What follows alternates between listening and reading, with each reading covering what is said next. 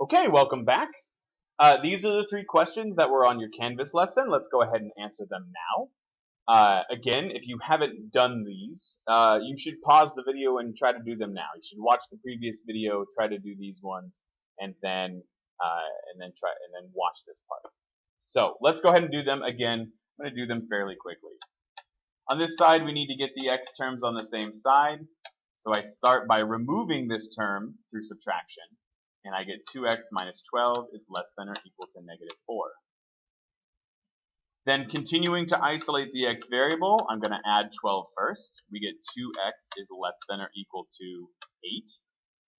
And then my last step to isolate it, I need to do the opposite operation here. I'm going to divide both sides by 2. We get x is less than or equal to 4.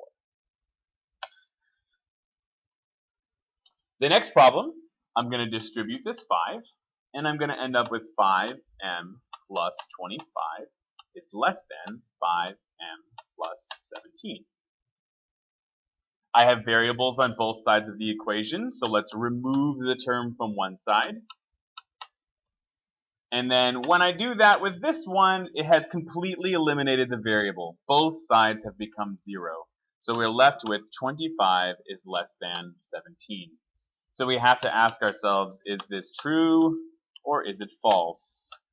And 25 is in fact bigger than 17, which makes this false.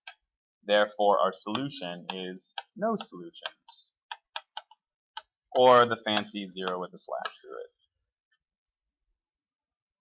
The last problem here, I'm going to distribute this negative 4, and I'm going to end up with 1 minus 8s is less than or equal to negative 8s plus 4.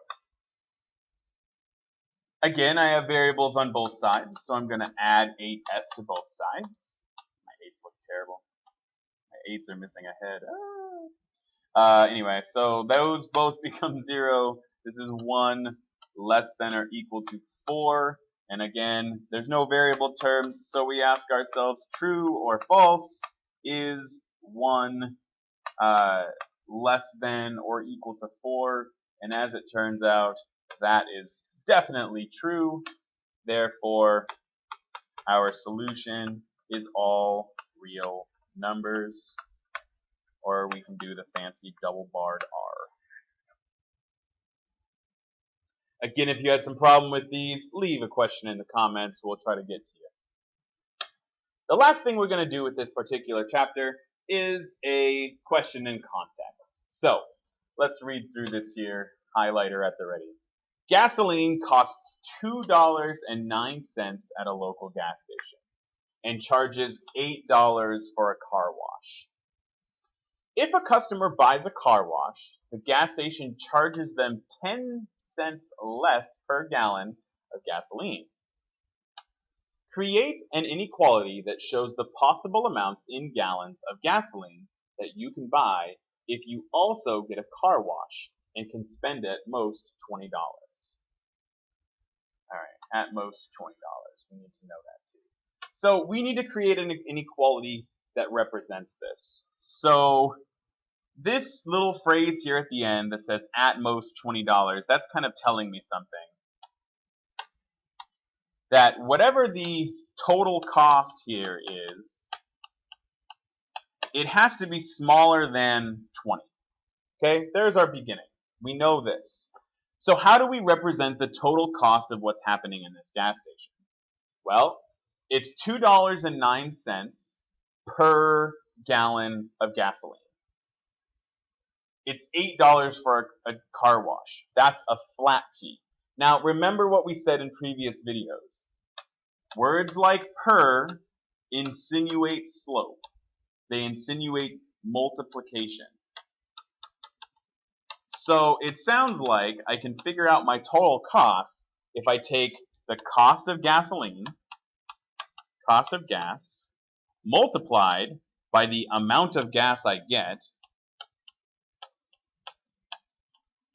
So the cost of gas times the amount of gas plus the cost of the car wash. Right? That's going to tell me how much money I'm spending. And all of that money has to be smaller than $20. Okay, so let's just fill out what these things are. How much does gas cost? It's $2.09, but it's 10 cents less if we buy a car wash. So the cost of gas here is going to be $2.09 minus 10 cents because I'm buying a car wash. What's the amount of gas that I'm getting? Well, that's the thing that I don't know, right? Notice that it says show the possible amounts in gallons of gasoline, right? That's this. That's the amount of gas that I'm getting. That's my unknown. And because that's an unknown, that's an X. It's $8 for a car wash plus 8. And that has to all be smaller than 20. So we have an inequality that represents this now. I'm going to do this little math right here. So it's $1.99 times X plus 8 is less than or equal to 20. And if I solve for the X variable now, I can see the amount of gasoline that I can get. So I'm going to subtract 8 from both sides. I get $1.99 times X is less than or equal to 20. I need to divide both sides by $1.99. And I get X is less than or equal to 20. No, 20 minus 8 is 12. What am I doing? Okay, sorry. 12 divided by $1.99, silly me, is 6.03 gallons.